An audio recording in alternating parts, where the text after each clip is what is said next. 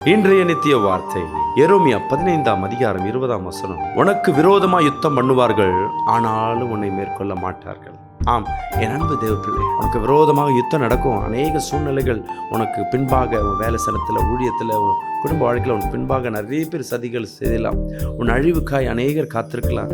மாந்திரிகம் பண்ணியிருக்கலாம், உன் மேலே கம்ப்ளைண்ட் பண்ணியிருக்கலாம், உன் மேலே வழக்கு போட்டிருக்கலாம். ஆனால் கர்த்தர் சொல்லுகிறார், அது எதுவும் வாய்க்காமல் போகும்.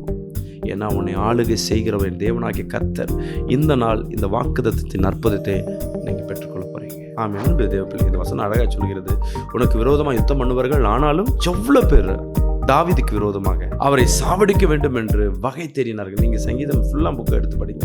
ஒரு சாப்டரில் அநேக நேரங்களில் தாவீதை சாவடிக்க வேண்டும் என்று முயற்சி பண்ணாங்க. அவன் செத்து போயிருக்கணும், போரில் செத்து போயிருக்கணும், இல்லை யாரால் தாக்கப்பட்டிருக்கணும். ஆனால் முதிர் வயதாகி அவன் ஒரு நல்ல ஒரு மரணத்தை தான் தேடிக்கொண்டான்.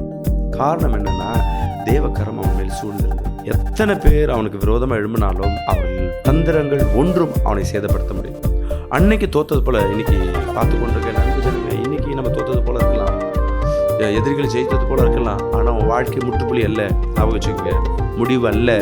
முடிவும் தோக்கும் என் தேவனாகிய கர்த்தராக இருக்கிறார். நீங்கள் பாரத்தெல்லாம் கர்த்தரிடத்துல கொண்டு போங்க. இந்த வார்த்தை உங்களை பலப்படுத்தும். இயேசுவேன்னு சொல்லி ஆபத்து நேரத்தில் கூட்டிப்பார். எதிரின் அன்புகள் அது உண்மையில் பாயாதபடி அது சிதறி போவதை நீ பார்க்க முடியும். அந்த அம்புகள் அவர்களுக்கு திரும்பி போறதெல்லாம் அது நமக்கு வேண்டாம். எனக்கு பிரச்சனை வராது, நீ கேளுங்க ஆண்டவரே, எனக்கு எந்த பிரச்சனை வராதபடி நீ வேலையடைங்க. இந்த உலகில் நம்மளை சுற்றி இருக்கிறத பார்த்தீங்கன்னா நமக்கு விரோதமாக இருக்குங்க. வருமானம் நமக்கு இல்லை, இயற்கை நமக்கு விரோதமாக இல்லை, குடும்பம் நமக்கு விரோதமாக சரி சாதகமாக இல்லை. இவைகள் எல்லாவற்றையும் கர்த்தர் மாட்டுவார். கர்த்தர் உங்களை ஆசீர்வதிப்பார்.